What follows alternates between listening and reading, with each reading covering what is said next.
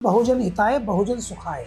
काशीराम वो नेता हैं जिन्होंने बसपा बनाई। दोनों नेताओं ने उत्तर प्रदेश में सामाजिक क्रांति के बीज बोए। मायावती जी जो हैं ये मान्यवर काशीराम की फैक्ट्री, राजनीतिक फैक्ट्री का प्रोडक्ट है। 9 अक्टूबर ये ऐतिहासिक तारीख है बसपा की राजनीति में। तो समाजवादी पार्टी को खलनायक बना के रखते हैं, कांग्रेस पार्टी को खलनायक बना के रखते हैं और भारतीय जनता पार्टी के प्रति सॉफ्ट रहते हैं और बसपा की प्रशंसा करते हैं। बसपा अपना मुख्य शत्रु वो कांग्रेस और समाजवादी पार्टी को मानती है। सर्वजन हिताय सर्वजन सुखाय। हाथी नहीं गणेश है, ब्रह्मा विष्णु महेश है। दलितों की देवी ने पत्थरों पर उत्तर प्रदेश के लोगों की गाढ़ी कमाई लुटा दी। इस देश में दलित का, पिछड़े का, वंचित का, अल्पसंख्यक का जो सबसे बड़ी पावर है, जिसके दम पे वो खड़ा है, वो कॉन्स्टिट्यूशन कि सांप्रदायिक शक्तियों से लड़ना, मनोवाद से जूझना, ये सब आइडिया ऑफ पॉलिटिक्स था बहुजन पॉलिटिक्स का काशीराम जी का। नमस्कार, आपका बहुत स्वागत है। मैं इरम शेख और आप देख रहे हैं इनकलाब हिंदी।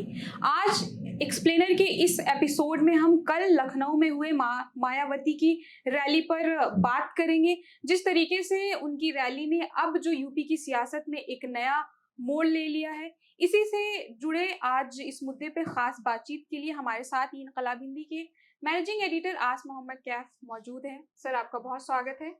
बहुत धन्यवाद इरम। ठीक है आप? जी, मैं ठीक हूँ।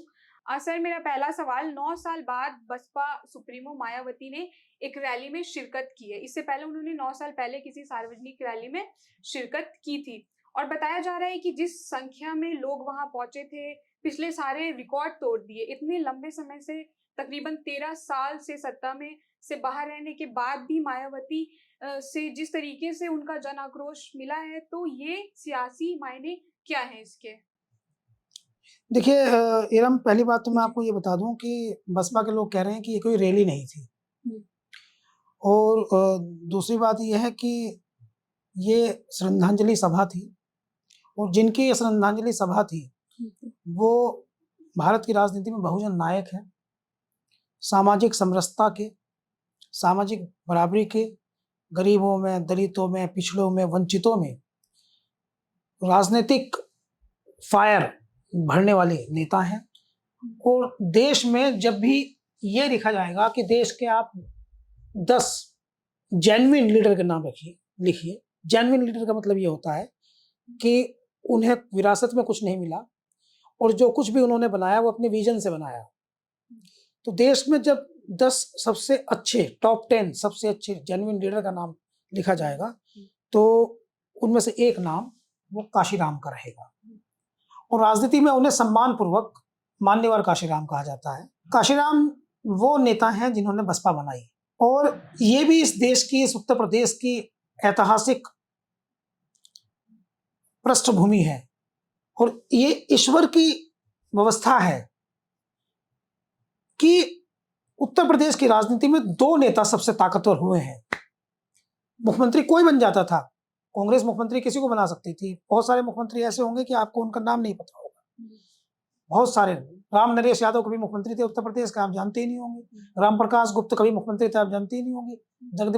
जगदम्बिका पाल भी 24 घंटे के मुख्यमंत्री रहे, आप जानते ही नहीं होंगे। बहुत सारे नाम हैं जिनको आप जानते, वीरभद्र सिंह आप जानते ही नहीं होंगे। तो वीर बहादुर सिंह उनका नाम है, आप जानते ही नहीं होंगे, जिनको करवे से पानी पिलाया था टिकैत साहब ने। बहुत सारे मुख्यमंत्री हैं उत्तर प्रदेश में, आप उनका नाम नहीं जानते होंगे। लेकिन नेता के तौर पर उत्तर प्रदेश 2 लोगों को बहुत मानता है, बहुत जानता है और उनकी ताकत को बहुत तस्लीम करता है स्टेट पॉलिटिक्स में, जिनमें से एक है मान्यवर काशीराम। वो कभी मुख्यमंत्री नहीं बने लेकिन उत्तर प्रदेश जानता है कि उनका दम कितना है। दूसरे हैं मुलायम सिंह यादव। ये ईश्वर की व्यवस्था है कि कल काशीराम जी की पुण्यतिथि थी और आज मुलायम सिंह यादव जी की पुण्यतिथि है। ये सब ईश्वर की व्यवस्था है और दोनों नेताओं ने उत्तर प्रदेश में सामाजिक क्रांति के बीज बोए, बहुजन समाज को उसकी ताकत का एहसास कराया, पॉलिटिकल पावर का एहसास कराया, उन्हें सत्ता में लेके आए। मायावती जी 4 बार सीएम बनी, नेताजी 3 बार सीएम बने, 1 बार उनके बेटे सीएम बने अखिलेश यादव। आज उनकी पार्टी उत्तर प्रदेश में सबसे बड़ी पार्टी है।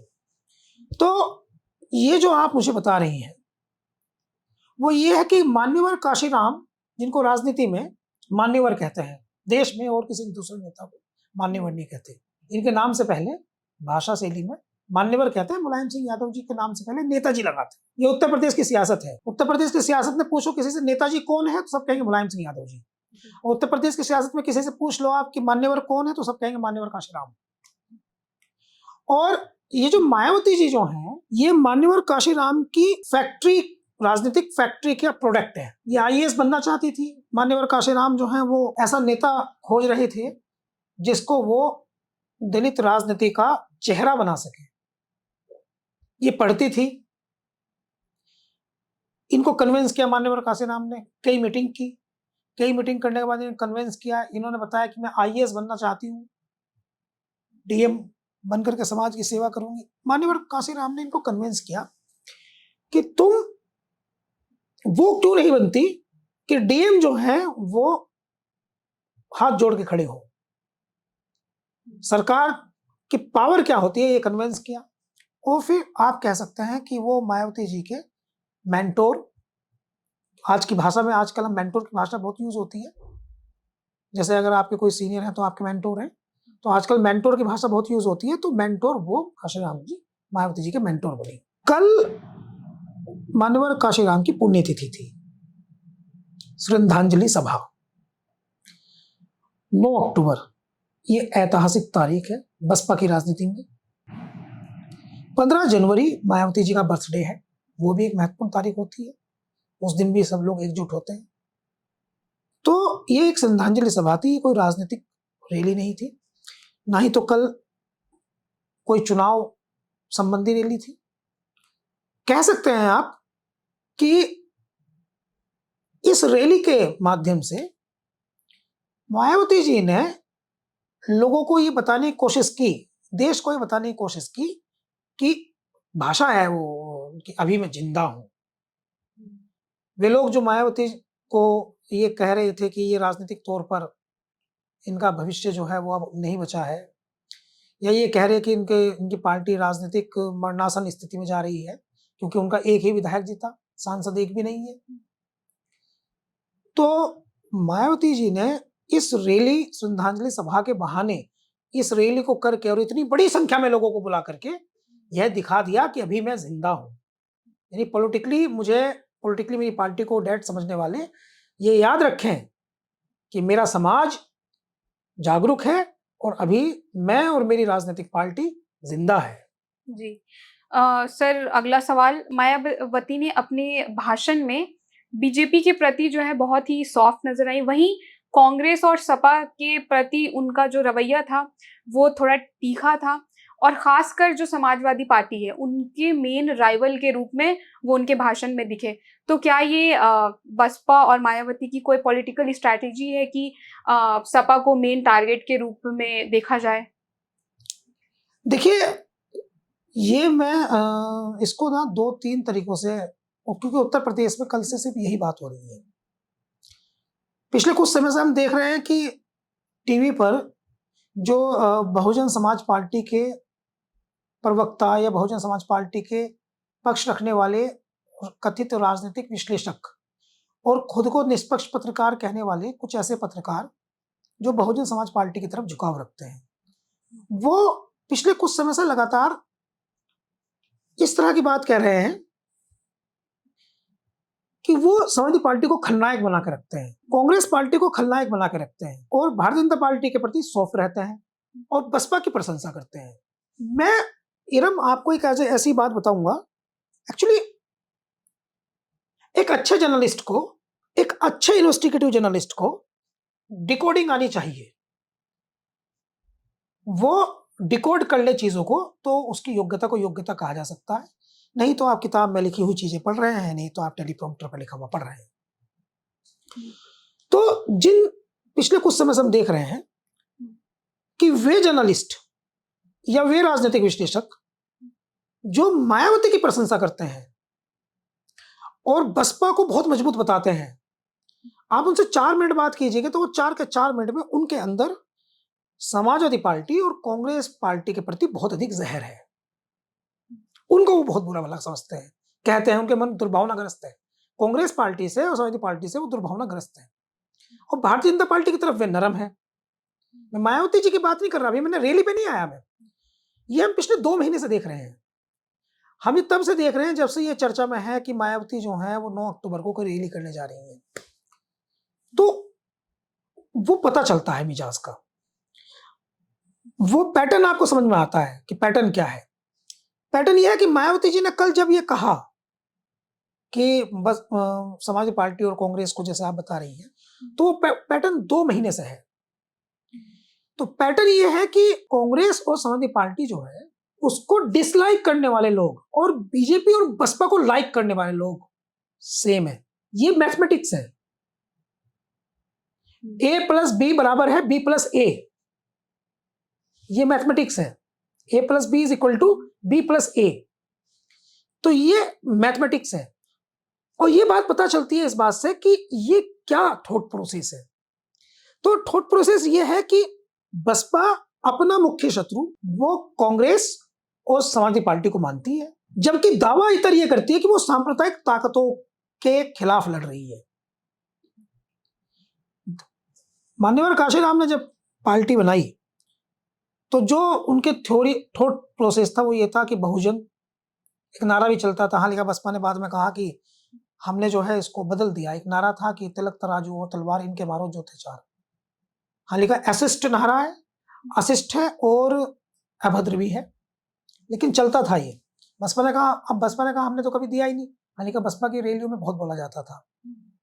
एक दूसरा था बहुजन हिताय बहुजन सुखाय, इसका मतलब ये था कि हम बहुजन के हित की बात करते हैं, बहुजन के सुख की बात करते हैं। मायावती जी जब 2007 से 2012 के टेन्योर में सीएम रही तो उन्होंने बदल के कर दिया सर्वजन हिताय सर्वजन सुखाय। उस टेन्योर में उन्होंने लोग कहा कि ब्राह्मण समाज के नेताओं ने हमें जीत दिलाने में बेहतरीन सहयोग किया और ब्राह्मण और दलितों ने मिलकर के सरकार बनाई। सतीश चंद्र मिश्रा उस समय बहुत अच्छी पोजीशन में थे। उस स्थिति में एक नया नारा आया, हाथी नहीं गणेश है, ब्रह्मा विष्णु महेश है। और फिर जब ऐसे लोग थे जो ये जाके कहते थे मायावती जी को कि बहन जी हम ये देख रहे हैं कि आपकी जो सरकार है 2007 से 2012 की जो सरकार है, उस आपकी उस सरकार में ब्राह्मण समाज के लोगों को बहुत अधिक वेटेज दिया जा रहा है, और ऐसा लगता है जैसे लोगों में ये मैसेज है कि अधिकारी जो हैं उनको, उनकी पार्टी के एक नेता हैं, सुप्रीम कोर्ट के वकील हैं सतीश चंद्र मिश्रा, कि उनको सतीश चंद्र मिश्रा जो है वो ऑपरेट कर रहे हैं। बहुत कंट्रोल बढ़ गया है, खासकर पश्चिमी उत्तर प्रदेश में, खासकर नोएडा में, गाजियाबाद में, इन इलाकों में, और खासकर ऐसी जगहों पर जहां को आप प्रोस्पर समृद्धशाली क्षेत्र कह सकते हैं उत्तर प्रदेश में, वहां पर पोस्टिंग में। और हम कई सारी चीजों में देखते भी हैं कि आपका जो झुकाव है वो काफी हद तक जो है वो अपर कास्ट की तरफ है। ये ना उत्तर प्रदेश में और बिहार में जाति की सियासत होती है, लेकिन मायावती जी ने कुछ कार्रवाई ऐसी की थी जिनकी वजह से वो अपर कास्ट में ठाकुर कम्युनिटी के प्रति, जैसे राजा भैया के खिलाफ कार्रवाई हुई, हालांकि इनकी पार्टी में भी कुछ ठाकुर थे और मजबूत ठाकुर थे, मंत्री भी थे, लेकिन राजा भैया के खिलाफ कार्रवाई हुई, कुछ हुई तो एक मैसेज था। कुछ बाद में इन्होंने ये भी बदला कि एक था कि जाट और दलित साथ नहीं रह सकते, तो इन्होंने ये किया कि अपना कैबिनेट सेक्रेटरी शशांक शेखर सिंह को बनाया जो मीरापुर के रहने वाले थे, तो उनको बनाया। इन्होंने कोशिश तो बहुत की, लेकिन इस चीज से इनके समाज में नाराजगी फैलने लगी। और मैं बहुत गोपनीय बात बता रहा हूं आपको कैमरे पर, एक बार जो है वो एक प्रतिनिधि मंडल ने, दलित समाज के एक बहुत बड़े प्रतिनिधि मंडल ने इनसे जाकर के मुलाकात की और इनको जाकर के कहा कि बहन जी दलित समाज में बहुत रोष है, जो आपने राजनीति का, मान्यवर काशीराम का जो आइडिया है, आइडिया ऑफ पॉलिटिक्स है, गरीब दलित वंचित पिछड़े, उससे इतर आपकी पार्टी में आपके मुख्यमंत्री रहते हुए अगड़ों की बात अधिक हो रही है, अगड़ों की सुनवाई अधिक हो रही है, यानी अपर कास्ट ब्राह्मण क्षत्रिय, उनकी बात ज्यादा हो रही है। तो बताते हैं कि उस समय बहन जी ने कहा कि क्या आप लोग नहीं चाहते हैं कि दलित की बेटी वो भारत की प्रधानमंत्री बने? अगर आपके मन में ये भाव है कि भारत की बेटी, दलित की बेटी भारत की प्रधानमंत्री बने, तो आपको ये समझना पड़ेगा कि बिना अगड़ों के सहयोग के इस देश में कोई प्रधानमंत्री नहीं बन सकता, तो मुझे उनके सहयोग की आवश्यकता है। ये कह करके उन्होंने उनको शांत कर दिया। लेकिन मान्यवर काशीराम का जो थॉट प्रोसेस था, जो प्रश्न आप पूछ रही हैं, उसमें अब ये स्पष्ट दिखाई देता है कि मायावती जी जो हैं, उनके समाज के लोग ये मान रहे हैं कि सांप्रदायिक शक्तियों से लड़ना, मनुवाद से जूझना, ये सब आइडिया ऑफ पॉलिटिक्स था, बहुजन पॉलिटिक्स का, काशीराम जी का। लेकिन इसके इतर अब वो सांप्रदायिक शक्तियों के साथ उनकी तो प्रशंसा करती है। भारतीय जनता पार्टी को देश भर में अब एक ऐसी राजनीतिक पार्टी के तौर पर जाना चाहता है जो धर्म की राजनीति में अत्यधिक सक्रिय दिखती है। और एक बहुत बड़ा समूह उनको सांप्रदायिक पार्टी भी कहता है। इनकी पार्टी की स्थापना करने वाले माननीय काशीराम ने खुले तौर पर कहते थे, एक नारा दिया था। एक बार मैं इरम आपको बता दूं, एक बार ऐसा हुआ कि बहुजन समाज पार्टी और समाजवादी पार्टी एक हो गई, गठबंधन में आगे मिलकर चुनाव लड़ने लगी विधानसभा। तो एक नारा दिया गया, हालांकि बाद में अब बसपा के लोग भी, सपा के लोग भी उस पर थोड़ा, क्योंकि वो सेंसिटिव है तो इसलिए उस पर थोड़ा वो हो जाते हैं, लेकिन पूरे उत्तर प्रदेश की सियासत में गूंजा वो, मिले मुलायम काशीराम, हवा में उड़ गया जय श्री राम, एक नारा दिया था।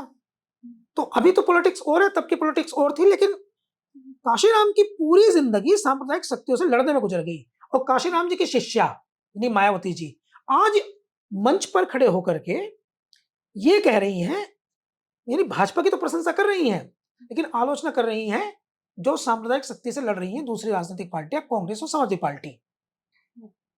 इसलिए लोगों को डाउट है कि भाई आपको बोलना तो चाहिए भाजपा के खिलाफ, चूंकि आपकी पार्टी का ओरिजिन वो है, आपका आइडिया ऑफ पॉलिटिक्स वो है, आपका नेचर ऑफ पॉलिटिक्स वो है, और आप जिन लोगों की पैरोकारी कर रहे हैं वो, अगर हम उसे देखें तो सैद्धांतिक तौर पर, आधारभूत तौर पर वो इस राजनीति को सेट नहीं करते, क्योंकि वो कहते हैं वो पूंजीवाद की राजनीति करते हैं, आप गरीब गुरबों की बात करते हैं, आप बहुजन समाजवादी पार्टी हैं। बसपा की फुल फॉर्म है बीएसपी, बहुजन समाजवादी पार्टी, और समाजवाद का मतलब होता है बराबरी, पायदान पर अंतिम खड़ा हुआ व्यक्ति, यानी लाइन में अंतिम खड़ा हुआ व्यक्ति, आगे खड़े हुए व्यक्ति बराबर।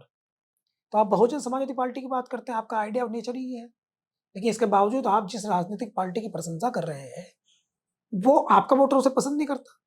तो इसलिए ये सवाल है कि आप आलोचना जो है वो किसकी कर रहे हैं, और idea of politics, nature of politics आपका क्या है।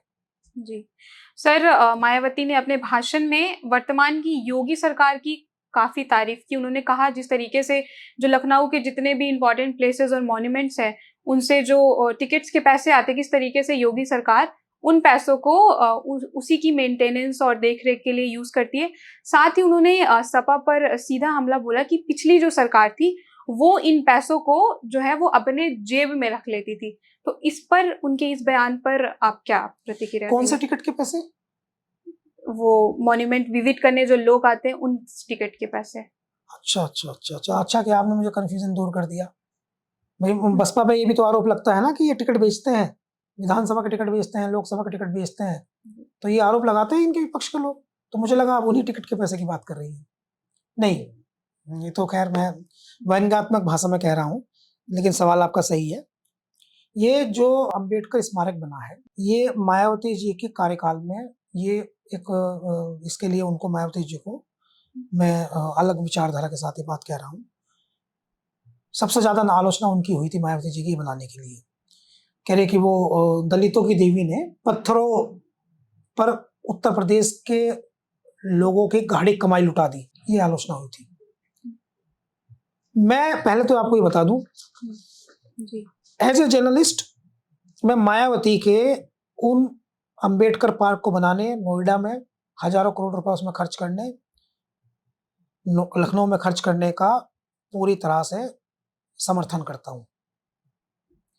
और मैं इसलिए समर्थन करता हूं क्योंकि दलित समाज जो है वो बहुत दबा कुचला, पिछड़ा, वंचित समाज है, और उसने बहुत अधिक अपमान सहा है। तो वो जब अपने महापुरुषों की प्रतिमा, विशाल प्रतिमाओं को देखता है तो उसको अच्छा लगता है, उसे वो गौरवशाली बात दिखती है, उसे गर्व होता है। और ये जो प्रतिमाएं रमाबाई अंबेडकर मैदान में, अगर आप कभी लखनऊ गई हो तो ये जब प्रतिमाएं लगी हुई हैं, या नोएडा में आप देख लीजिए अंबेडकर पार्क आपके पड़ोस में, ये जो प्रतिमाएं जब उसका समाज देखता है तो वो अत्यंत हर्षोल्लास से उसे फील करता है, अच्छा लगता है उसे। और तमाम ये परंपराएं रही हैं हमारे देश में, या दुनिया में भी है, कि लोग अपने अपने स्मारक बनाते हैं। गुजरात में देखिए आप, statue of liberty Sardar Vallabh भाई पटेल का स्मारक बना, हजारों करोड़ रुपए खर्च हुए उसमें भी। आप लाल किले देखिए, आप ताजमहल देखिए, तो दुनिया भर के लोग, इंडिया गेट भी स्मारक है, शहीदों की याद में बनाया गया है। तो लोग स्मारक बनाते हैं। तो मायावती जी ने अपने समाज को गौरवान्वित करते हुए उन्हें गर्व का अवसर प्रदान करने के लिए जो स्मारक बनाया, वो बहुत अच्छा निर्णय है। और मैं कहता हूं कि मायावती जी के इसी निर्णय के लिए जीवन भर दलित उनका एहसान उतार नहीं पाएगा। यही इतना बड़ा काम है। ये बात तो हुई उस स्मारक की, जिसको मेरा पूरा समर्थन है। अब रही बात दूसरी ये है कि वहां टिकट लगता है अंदर जाकर के, तो वो कोई बहुत बड़ी कमाई उससे नहीं होती। देश में जो मोन्यूमेंट्स, जिसका सबसे ज्यादा मोन्यूमेंट सबसे बड़ा है, जिसकी सबसे ज्यादा कमाई होती है, वो ताजमहल है। तो बहुत ज्यादा कमाई उससे नहीं होती, और उसके लिए फंड जारी करना और उसकी सफाई कराना, साफ सफाई का ध्यान रखना, वो कोई मुश्किल काम नहीं है उत्तर प्रदेश जैसे राज्य के लिए, जहां लाखों करोड़ का बजट हो। कोई मुश्किल काम नहीं है, सरकारों के लिए आसान काम है। जब हजारों करोड़ रुपए अपने अकाउंट से बतौर मुख्यमंत्री के अकाउंट से, यानी सीएम विकास के नाम पर, स्मारक के नाम पर हजारों करोड़ रुपए मायावती रिलीज कर सकती हैं उसको बनाने के लिए। नोएडा में, बादलपुर में, लखनऊ में रिलीज कर सकती हैं, हजारों करोड़ रुपए बनाने के लिए रिलीज कर सकती हैं। उत्तर प्रदेश से बाहर से पत्थर मंगवाए जा सकते हैं। तो उसकी साफ सफाई रखवाली करने के लिए, व्यवस्था देखने के लिए, साज सज्जा देखने के, बहुत आसान है एक मुख्यमंत्री के लिए ऑर्डर देना, बहुत आसान है। तो ये बहुत कठिन काम नहीं है। वो कह रहे हैं कि अखिलेश यादव की सरकार में टिकटों के पैसे साफ सफाई में यूज नहीं हुए, सरकार ने रख लिए। लेकिन इनकी सरकार में टिकटों के पैसे जो हैं वो साफ सफाई में यूज किए। हम कह रहे हैं कि टिकटों के पैसे भी साफ सफाई में यूज करो और एक्स्ट्रा फंड भी दे दो, तब भी कोई बुराई नहीं है। महापुरुषों के सम्मान में तब भी कोई बुराई नहीं है। और अगर इसे दूसरे नजरिए से भी देखें तो ये मायावती जी ने एक्चुअली अपने समाज को संदेश दिया। ये जो लाइन है ये इतनी नहीं है जितनी आप कह रही हैं, इसका भी पैटर्न समझना है, इसको भी डिकोड करना। ये बड़ी लाइन है। इसका ये मतलब है कि आपके महापुरुषों का सम्मान का वर्तमान मुख्यमंत्री योगी आदित्यनाथ तो ध्यान रख रहे हैं, लेकिन अखिलेश यादव ने ध्यान नहीं रखा। जैसे उन्होंने कासगंज, एक जिला है उसका नाम काशीराम नगर पर रखा गया, और उन्होंने बदल के उसका नाम जो है फिर से कासगंज कर दिया अखिलेश यादव ने मुख्यमंत्री रहते से। ये नाम बदलने का अलग राजनीति है, इस पर हम बात नहीं कर रहे, इस पर मैं किसी दिन फिर बात करूंगा। नाम क्यों बदले जाते हैं इस पर भी हम आपको बताएंगे कभी। फिलहाल की स्थिति ये है कि सीधे ये ना कह करके मायावती जी ने कि भाई योगी आदित्यनाथ की सरकार बेहतर है अखिलेश यादव जी की सरकार से तुम्हारे लिए, भारतीय जनता पार्टी कांग्रेस और समाजवादी पार्टी से बेहतर है तुम्हारे लिए, डायरेक्ट ये ना कह करके इनडायरेक्ट में कहा कि देखो तुम्हारे महापुरुषों का भी रख रखाव सम्मान जो है अखिलेश यादव ठीक से नहीं कर रहे थे, योगी कर रहे हैं। इसका मतलब he is better man, he is better CM for you. ये मैसेज दिया। तो ये इस बात का संकेत है, यही बात मजबूत है कि वो ये संदेश देने में कामयाब हो गए बहन जी अपने समाज के लोगों को, कि ये जो सरकार है, यानी भारतीय जनता पार्टी की जो सरकार है, ये सपा और कांग्रेस की सरकार से बेहतर है आपके लिए। सर, इसी पे आगे का सवाल, उन्होंने अपने भाषण में कांग्रेस पर भी हमलावर रही हैं और उन्होंने ये कहा है कि इमरजेंसी लगाकर कांग्रेस ने बाबा साहेब अम्बेडकर के संविधान का बहुत बड़ा अपमान किया था। और आगे उन्होंने ये कहा कि अब वही कांग्रेस के लोग जो है संविधान लेकर नाटकबाजी कर रहे हैं। इस पे क्या बोलेंगे आप? इरम, आप, sorry to disclose your identity, लेकिन आप आती हैं झारखंड से, और ये उत्तर प्रदेश की राजनीति को यहां से आपको ऐसे समझना पड़ेगा कि पिछले कुछ समय से 2024 से के लोकसभा चुनाव से उत्तर प्रदेश में 43 सीटें इंडिया गठबंधन को मिली है। 37 सीटें जिसमें समाजवादी पार्टी को मिली है, 6 मिली हैं कांग्रेस को, और 10 सीटें ऐसी थी जहां इंडिया गठबंधन जीतते जीतते रह गया, नहीं तो ये 53 हो जाती। और ये जो जीत मिली है, ये राहुल गांधी और अखिलेश यादव दोनों जिस सभाओं में भी जाते थे वो संविधान हाथ में लेकर के ये बताते थे कि संविधान खतरे में है, संविधान खतरे में है। इस देश में दलित का, पिछड़े का, वंचित का, अल्पसंख्यक का जो सबसे बड़ी पावर है, जिसके दम पे वो खड़ा है, वो कॉन्स्टिट्यूशन है। कॉन्स्टिट्यूशन डॉक्टर भीमराव अंबेडकर साहब ने 2 साल 11 महीने में तैयार किया वो, और लागू हुआ वो। कॉन्स्टिट्यूशन की जो पावर है उसने दलितों को इस देश में सम्मान से जीना सिखाया है, रहना सिखाया है। इस तरह से माइनॉरिटीज के लिए भी, पिछड़ों के लिए भी कॉन्स्टिट्यूशन में बड़ी वैल्यूज है। तो ये जो वोट मिला इनको, पासी मिल गई, दलित मिल गई 2024 में, तो बहन जी को ये डर पैदा हो गया, यानी बसपा को ये डर पैदा हो गया कि दलित कांग्रेस की तरफ जा रहा है, दलित सपा के साथ तरफ जा रहा है, दलित सपा और इंडिया गठबंधन में कांग्रेस है उनकी तरफ जा रहा है। बहन जी नहीं चाहती कि वो वोट बैंक उनका जाए, मायावती जी नहीं चाहती कि उनका वोट बैंक जाए, जिनको प्यार से मीडिया इंडस्ट्री बहन जी कहती है, उनके कार्यकर्ता भी बहन जी कहते हैं। तो वो जो आइडिया है वो ये है कि किसी तरह मेरा वोट बैंक इनकी तरफ चला ना जाए, जो कांग्रेस से ही आया था। बसपा तो चूंकि 90 के दशक में बनी ना, बनी तो 80 के दशक में, लेकिन पहले अलग अलग पार्टियां बनाते रहे काशीराम जी, फिर बाद में बसपा बनाई उन्होंने, नाम बदला। तो आप कह सकते हैं उसे कि 90 के दशक की वो राजनीतिक पार्टी। उससे पहले दलित पूरा एक तरफा कांग्रेस पार्टी को वोट करता था, और जैसे ही बसपा वजूद में आई तो वो कांग्रेस पार्टी का वोट टूट के वहां गया। जैसे ही सपा वजूद में आई तो पिछड़े और मुसलमान वहां गए। तो वो जो वोट था, सपा के पास जो वोट है, बसपा के पास जो वोट है, वो कांग्रेस का ही टूट के गया। तो मायावती जी को डर लगता है कि ये टूट के वापस वहीं ना चला जाए जहां से आया, घर वापसी ना कर ले। घर वापसी बहुत मशहूर डायलॉग है, तो कहीं टूट के वहीं ना चला जाए, इसलिए वो उन पर ज्यादा हमलावर है। एक और बात है, और वो ये है कि कुछ लोग कहते हैं कि बहन जी जो है वो कांग्रेस के और समाजवादी पार्टी के साथ इसलिए नहीं जा सकती। ये थोड़ा किताब से अलग हटके बात है, क्योंकि उसको लगता है कि उनको सुरक्षित रहना है, अपने समाज को सुरक्षित रखना है। उनका समाज कमजोर है या कहीं से वो डरती हैं, उन्हें लगता है कि भारतीय जनता पार्टी की सरकार जिस तरह से अपने विरोधियों के साथ पेश आती है, तो कहीं उनके साथ में उस तरह का वो कोई क्रिया, कोई एक्टिविटी ना हो जाए, एक्शन ना हो जाए। जी, एक और ये भी कहता है। सर इन सारे उनके भाषण के बाद एक चीज साफ हो गई कि मायावती और बसपा को ये चीज पता है कि बीजेपी का जो वोट बैंक है वो सॉलिड एक तरफा बीजेपी के साथ है, और बसपा की बात की जाए, समाजवादी पार्टी या कांग्रेस, इन सब का जो वोट बैंक है वो कहीं ना कहीं सेम ही है। तो क्या ये बसपा की स्ट्रैटेजी है कि ऑपोजिशन को टारगेट करो ताकि जो उसके वोट बैंक है वो इसके पास ही रहे? देखो इरम, ये बहुत कठिन सवाल है। आप कह रहे हैं कि जो भाजपा का वोट बैंक है वो तो भाजपा का है ही जी, और जो कांग्रेस सपा का है वो सपा का है ही। तो मायावती जी को लगता है कि उनका वोट बैंक उनकी तरफ ना चला जाए। ये हुआ है, ये हो रहा है, यही डर है। 2024 में हुआ है, यही डर है। कुछ 2022 में भी हुआ। अखिलेश यादव के आइडिया लेके आए पीडीए, पिछड़े दलित अल्पसंख्यक, वो आइडिया वर्क कर रहा है यूपी में, ये हुआ है। और भारतीय जनता पार्टी जो है उसका जो वोटर है वो बहुत ठोस है। उसमें कई तरह का वोटर है। एक वोटर तो उसका वो वोटर है जो ब्राह्मण, क्षत्रिय, वैश्य, अपर कास्ट वोटर जिसे कह सकते हैं, वो भारतीय जनता पार्टी की तरफ है 80%, 90%, वो वोटर है। दूसरा वोटर जो है उनका वो है जो पिछड़ों में गैर यादव बिरादरियां हैं, गैर यादव बिरादरियां उत्तर प्रदेश में, उसमें से बहुत बड़ा हिस्सा भारतीय जनता पार्टी के पास है। और तीसरा वोट बैंक है दलित वोट बैंक। दलित वोट बैंक जो है उसमें और गैर यादव बिरादरियों में 2024 के चुनाव में जबरदस्त चेंज है।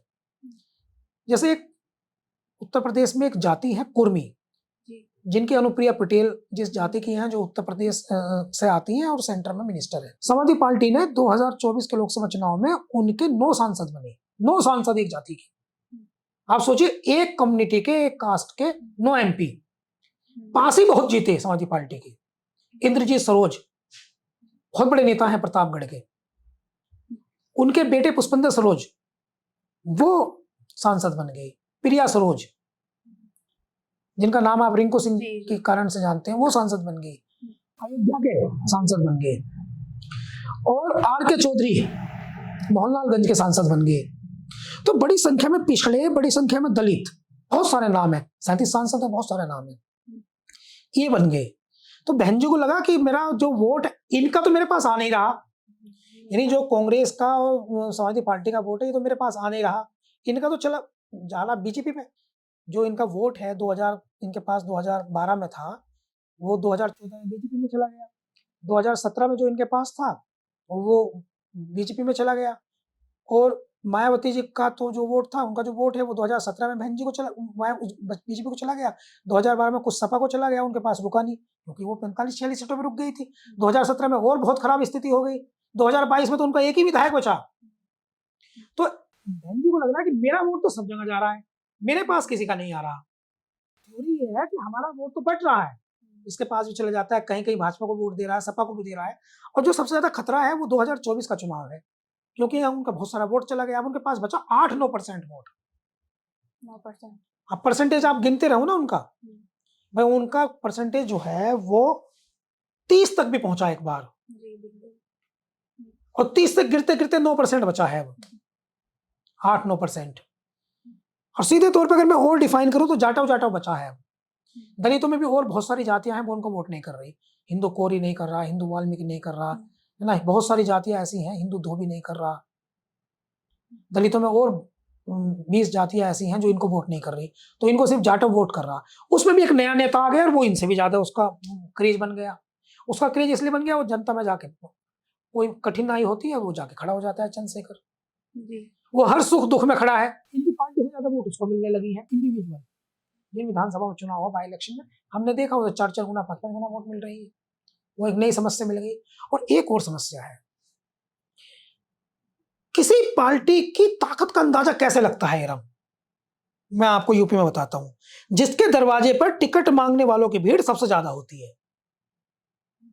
एक जमाना था कि बहन जी के यहां टिकट मांगने वाले बोरी भर भर करके जो है वो सामान ले जाते थे, कागज के टुकड़े, बोरी में भर के कागज के टुकड़े ले जाते थे, गाड़ी भर भर के उनको जो है कागज के टुकड़े देते थे, तब उनको जो है वो टिकट मिलता था। आज वो भीड़ ही नहीं है, टिकट मांगने वाले लोग नहीं है।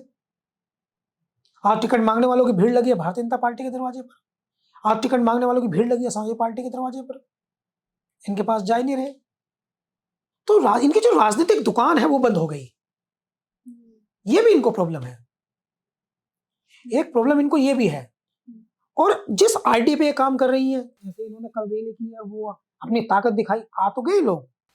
जब तक मायावती, जब तक दलितों की, मैं कह रहा हूँ कि ईश्वर उन्हें 100 साल लंबी उम्र दे, लेकिन जब तक वो दलितों में है, वो जिंदा है, जब तक दलित उन्हें बेइंतहा सम्मान देता है, देगा।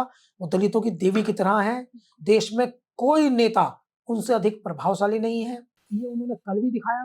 कोई नेता 5 लाख की भीड़ इकट्ठी नहीं कर सकता, लेकिन प्रॉब्लम ये है कि ये वोट में ट्रांसफर होगा या नहीं होगा। दीवानगी तो है उनकी, लेकिन क्या ये इतनी दीवानगी है कि सरकार बना देगा या सरकार पलट देगा? तो मैं कम से कम, मुझे ऐसा लगता है कि सरकार बनाना, सरकार पलटना, जैसे एक व्यक्ति कह रहे थे कि जी वो 403 विधानसभा है, हर विधानसभा से 1000 आदमी भी आ गया तो 4 लाख आदमी आ गए। 1000 वोट से विधानसभा नहीं जीतते हैं। विधानसभा जीतने के लिए 51% वोट चाहिए, कम से कम 60-70 हजार वोट एक विधानसभा में चाहिए, तब आप जीतेंगे। तो बहुत कठिन है। मैं कहता हूं कि आपने पढ़ा होगा, एक पढ़ाते हैं कि इंग्लिश के एक चैप्टर में आता है फर्स्ट ईयर में, उसका एक बहुत मशहूर डायलॉग है कि व्हाइट गोस्ट चेज है, ये निरर्थक कार्य है, कोई मतलब इसका राजनीतिक निकलने वाला नहीं है। अपने आप को जो है प्रासंगिक बना के रखना चाहती है, लेकिन इनको तो इनका रिप्लेसमेंट आ गया है। आकाश आनंद इनका रिप्लेसमेंट नहीं है, इनका रिप्लेसमेंट चंद्रशेखर है। अगला सवाल उन्हीं पे है। जैसे बसपा का जो वोट शेयर है, उसका प्रतिशत लगातार गिरते रहा। एक वक्त में 30% वोट शेयर था बसपा का, अब वो गिरकर 9% पे आ गया है। तो क्या इस गिरावट के पीछे चंद्रशेखर आजाद जैसे दलित नेता हैं, और क्या वो मायावती के लिए सबसे बड़े अभी यूपी में चैलेंज के रूप में उभर रहे हैं? देखिए, मैं समझता हूँ कि बसपा के जो वोटिंग परसेंटेज की गिरावट की वजह जो है वो इन बसपा की नीतियां हैं। जिस आइडिया ऑफ पॉलिटिक्स पर काशीराम बसपा को लेकर आए थे, बहन जी उस पर नहीं चली, उस समय चली, अब वो उस पर नहीं चल रही है। उन्होंने अपना एक नया थॉट प्रोसेस ले आई, और उस नए थॉट प्रोसेस में आप देखिए काशीराम जी के जितने नजदीकी लोग थे, आज वो उनकी पार्टी छोड़ के चले गए। स्वामी प्रसाद मौर्य छोड़ गए, जावेद इकबाल छोड़ गए, नसीरुद्दीन सिद्दीकी छोड़ गए, आर के चौधरी छोड़ गए, इंद्रजीत सरोज छोड़ गए। मतलब 50 ऐसे नेता उत्तर प्रदेश में जो विधायक मंत्री रहे, जो बसपा के बहुत प्रिय थे, वो सब छोड़ के चले गए बहन जी के एटीट्यूड के कारण। समाज सम्मान करता है वो अलग बात है, लेकिन जो उनका आइडियो पॉलिटिक्स है उससे आहत भी है, समाज दुखी भी है, इसलिए इनकी पार्टी कमजोर हुई। एक कारण। दूसरा कारण, दबे कुचले वंचित पिछड़े जितने समाज के लोग हैं, इन्होंने एक वर्ग को अधिक प्रमोट कर दिया, दूसरा वर्ग जो है कुछ पीछे रह गया। एक वो कारण है। और तीसरा, लोगों से कम कनेक्ट हुई, लोगों से बहुत कम कनेक्ट हुई। वोटिंग परसेंटेज तो गिरा इसलिए लोगों को समझ में आया कि हमारे हितों की रक्षा नहीं कर पाएगी।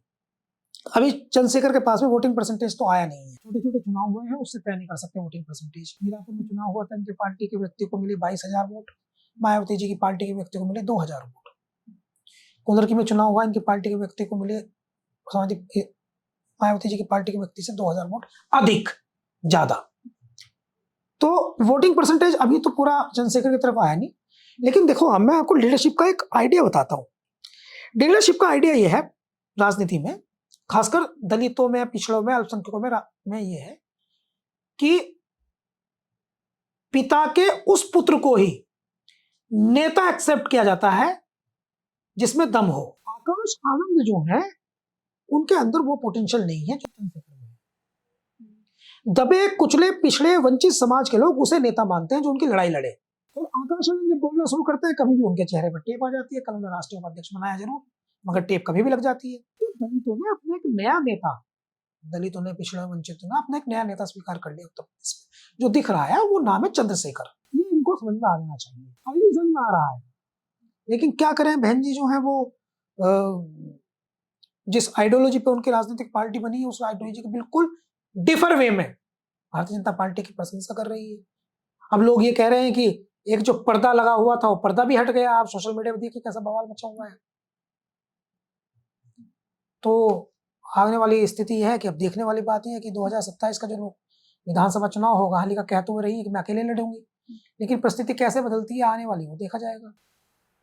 सर, आखिरी सवाल, बसपा पे ऑपोजिशन ये आरोप लगा रही है, एलिगेशन लगा रही है कि वो बीजेपी की बी टीम है, और ये कहीं ना कहीं सही भी साबित होती है, क्योंकि लोकसभा चुनाव में 2024 के जब उनके भतीजे आकाश आनंद ने एक सभा में, किसी सीतापुर के सभा में बीजेपी पर कोई बयान दी थी उनके खिलाफ, तो उन पर केस दर्ज हुई थी और मायावती ने उन्हें पूरे चुनाव के कैंपेन से हटा दिया था। तो इस पर आप क्या कहेंगे, उनके ये आरोप? देखिए, ये जो आरोप लगा रहे हैं, ये ज्यादातर जो है ये बी टीम, ए टीम, सी टीम, ये चलता रहता है राजनीति में। लेकिन वो मैं ये जरूर कहूंगा कि पिछले कुछ समय से भारतीय जनता पार्टी के प्रति मायावती जी का नरम रवैया रहा है। हालांकि वो ट्वीट जरूर करती हैं कभी कभी, लेकिन वो ट्वीट इस प्रकार से करती है कि उसे समझने के लिए ट्वीट को भी आपको एक विशेषज्ञ की आवश्यकता पड़ेगी। आम आदमी समझ में नहीं आएंगे, आपके आ जाएंगे, आप पत्रकार हैं। आम आदमी को समझने के लिए विशेषज्ञ की जरूरत पड़ेगी। और आम आदमी कितना ट्विटर है, बहन जी का तो वोटर ट्विटर पर नहीं है। बहन जी का जो वोटर है वो 1% ट्विटर पे है। उनका समाज जो है, जिस समाज से वो आती हैं, वो तो मेहनत का समाज है, खेतों में काम करता है, छोटे मोटे काम करता है, उसको वो तो अपने खुद उगाकर खाने वाला बहुत सम्मानित समाज है। तो वो उसे ट्विटर चलाने का समय ही नहीं है। वो तो बेचारा सुबह काम पे चला जाता है, शाम को लौटता है, अपने परिवार में खाना खा के सो जाता है, तो उसका ट्विटर चलाने का तो समय नहीं है। उसके पास ट्विटर पे आती है, समाज में दिखती नहीं है, पब्लिक में दिखती नहीं है। अब 9 साल में इन्होंने ये कार्यक्रम किया। बताइए, कोई नेता 9 साल में रैली करेगा, लोग कैसे रिकॉग्नाइज करेंगे उसे, कैसे उसको मेमोराइज करेंगे, याद रखेंगे उसको, कैसे याद रखेंगे? जनता के बीच आपको रोज रहना पड़ता है, तब नेता लोग याद रखते हैं। 7 दिन के लिए अखिलेश यादव चले गए थे अभी कहीं, 7 दिन तक दिखाई नहीं दिए, तो लोग पूछने लगे अखिलेश कहाँ है? तो नेता को तो रोज अपना को मेमोराइज करना पड़ेगा। नरेंद्र मोदी को नहीं देखती हैं आप, रोज मेमोराइज कराते हैं। राहुल गांधी को नहीं देखते हैं आप, रोज मेमोराइज कराते हैं। तो नेता को तो रोज मेमोराइज कराना पड़ेगा। भारत की जनता शॉर्ट टर्म मेमोरी लॉस का बीमारी है, इनको भूल जाते हैं। ये भूल गए थे बहन जी को, वो मायावती जी को भूल गए थे। अब उन्होंने याद कराया, 15 दिन याद रहेंगे, फिर ये 6 महीने में प्रकट होगी। अब मायावती जी 2027 के चुनाव से पहले आपको दिखाई दें। हालांकि वो कह रहे हैं हम स्ट्रेटजी बनाएंगे, ये करेंगे, वो करेंगे। ये कह रहे हैं हमने किसी को नहीं बुलाया, लोग खुद आ गए। ये कह रहे हैं कि हमने किसी को नहीं बुलाया, लोग खुद आ गए। हो ही नहीं सकता ऐसा। 2 महीने से लगातार प्रयास कर रहे थे। 2 महीने से इनका कैडर पूरा लगा हुआ था, गांव-गांव जाकर के चलो, चलो, चलो, चलो, चलो। तो भाजपा, आप मूल पे जाइए ना। आपकी राजनीतिक पार्टी का मूल क्या है? आपके आपका मूल वोटर जो है, वो क्या महसूस करता है? उसकी फीलिंग्स क्या है? क्या वो भारतीय जनता पार्टी का विरोधी है या भारतीय जनता पार्टी का हितैषी है? इनका जो डर है वो ये है कि इनका वोटर कांग्रेस और समाजवादी पार्टी की तरफ जा रहा है। ये डर है इनका। कांग्रेस के पास मल्लिकार्जुन खड़गे जो है वो राष्ट्रीय अध्यक्ष है और समाजवादी पार्टी के नेता अखिलेश यादव पीडीए का एक फॉर्मूला ले आए हैं जिससे इन्हें बेचैनी है। फ्रस्ट्रेशन में ये बात कह रही है या खुद को बचाने के लिए बताते हैं कि बड़ी मोटी मोटी फाइलें रखी हैं या कुछ भी है, या खुद को बचाने के लिए कह रही है। लेकिन ये स्पष्ट है, जैसे हमें दिखाई दे रहा है, वो ये है कि भारतीय जनता पार्टी की तरफ उनका झुकाव वो साफ दिख रहा है। अब कर्टन हट गया है। जी सर, आपका बहुत धन्यवाद। आपसे कल फिर मुलाकात होगी नए एपिसोड के साथ। धन्यवाद।